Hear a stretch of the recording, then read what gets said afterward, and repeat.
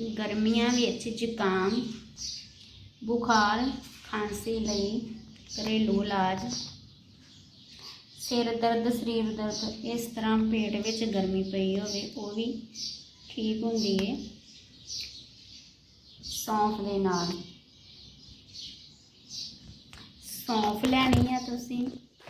सौंफ वैसे भी पेट वास्ते बहुत वधिया हुंदी है। पेट विच गर्मी पई होवे उसनूं ठीक करदी है।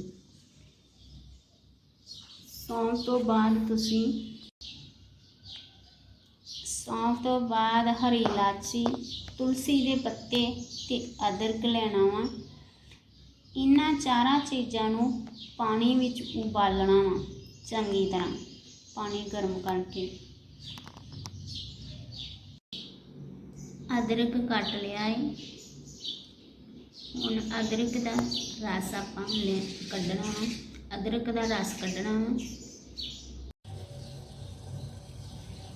पानी चंगी तरह गर्म हो गया है। हुण आपां सौंफ तुलसी अदरक ते हरी इलाची विच ऐड करनी है।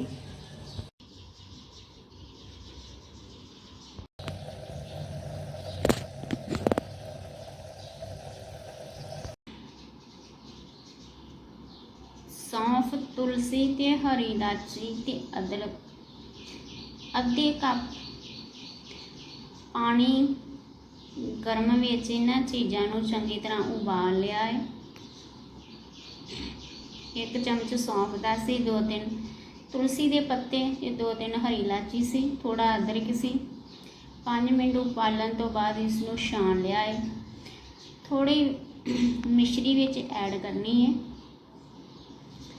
जुकाम बुखार का गले की इन्फैक्शन का ये सी घरेलू इलाज। जे गले में इन्फैक्शन भी हुई होवे तो ठीक हो जाती है इस नाल पीण दे नाल। ये सी घरेलू इलाज।